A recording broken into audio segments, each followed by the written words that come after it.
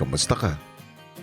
Okay naman po, kuya. Nagtatry pa din akong makihalubilo sa kanila para hindi ako ma-out of place or para hindi nila ma-feel na hindi ko sila gusto kasi baka mamaya may misinterpret nila ako. Yung naging task nyo ngayong araw ay isang bagay na alam kong malapit sa buhay mo. Opo, kuya. Kwentuhan mo nga ako. 16 po ako. Nagsimula pa ako mag-content creator. Hindi ko naman in-expect na magugustuhan ako ng tao kasi hindi naman kagusto-gusto yung ugali ko ng ibang tao. Like, grabe one judge talaga ibang tao. And bilang content creator ko hindi din madali. Onting pagkakamali mo lang is pupunain na ng mga tao. Kala nila sobrang bad person mo na. And yung pinapaniwalaan lang din ng mga tao is yung nakikita nila sa social media. Pero at the same time, masaya din maging content creator kasi minsan nakapag-provide ka na sa family mo, napoprovide mo na din yung sarili mo. Ano nga bang nag-udyok sa'yo para maging content creator? Nung bata talaga ako, naranasan talaga namin, kuya, yung hirap sa buhay. Porket ganto yung itsura ko is talagang yayamanin. No, hindi, kuya. Like, yung mami ko, lagi pa nangungutang sa tindahan para lang may makain. Mabot kami sa point na asin na lang yung ulam, ganon. Kaya siguro, ko pinush yung sarili ko para hindi na maulit yung mga ganong pangyayari sa buhay namin. Especially, ayoko nahirapan yung mami ko. Hala, kuya, naiiyak ako. Hindi, tama to.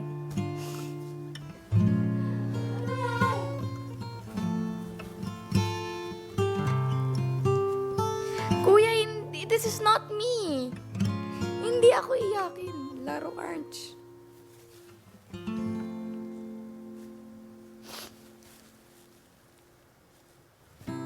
Si daddy, ayaw niya talagang pagtrabahoin si mami.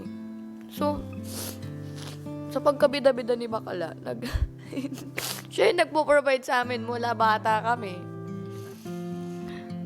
Kulang talaga. Hindi naman porket Amerikano yung tatay is mayaman.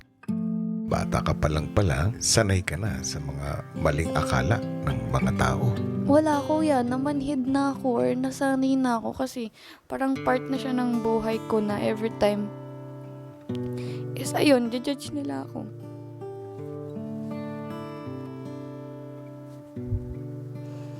Kuya, naiiyak talaga ako laro. And doon sa siguro magti 3 years or 4 years, hindi siya madali. Madaming judgment, mga depressed moment, gawa ng mga sinasabi ng tao, ganun. Ano na ang mga naidudulot sa iyo sa pagiging content creator? Nakapag-provide na ako konti-konti sa family ko, and napag-aaral ko na po yung sarili ko. And siyempre, parang na-spoiled ko na yung mami ko and yung kapatid ko po. Baga nakakabawi-bawi po, kuya. Kuya, yung mabigat naman is, ayun, parang nasira din yung mental health ko nang walang nakakaalam. Grabe puti mo na, ate. Sobrang legit talaga yan, Grabe.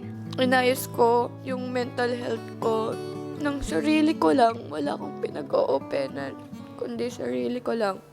Kuya, umabot sa ganong point na nadadama yung mami ko. And although hindi ako nasasaktan kasi hindi naman totoo, pero like nakaka-affect pa din siya, kuya. Ng very light kasi dinadama yung family ko. Parang umabot na sa minsan kinachat nila yung mami ko na, hala, ba't ganyan yung anak mo? Ganyan ka din ba? And also yung mga nagko-comment sa social media accounts ko na, hala, kaya ka pala ganyan kasi pinalaki ka ng nanay mo na ganyan. If idadamay mo yung mami ko, you have no rights. Nasasaktan din siya for me.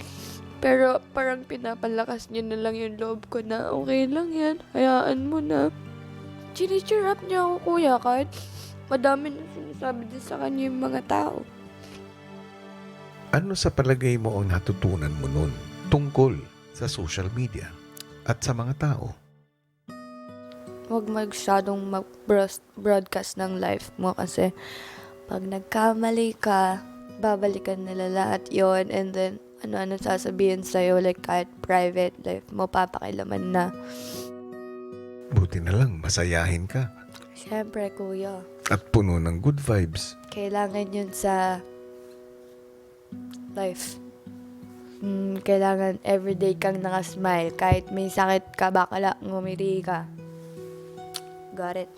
Sino nga bang mag-aakala na isang 18-year-old lang itong kausap ko? You are wise beyond your years. Lalim dun ah. Sumasalamin ang kwento mo sa kwento ng maraming kabataan ngayon. Sadyang sa mundo natin ngayon, maraming mapanghusga sa social media man o sa totoong buhay. Kaya mas kailangan natin ng magandang intensyon. Tanging ang damdamin natin ang magdadala sa atin sa katotohanan. Thank you, kuya. Bye-bye.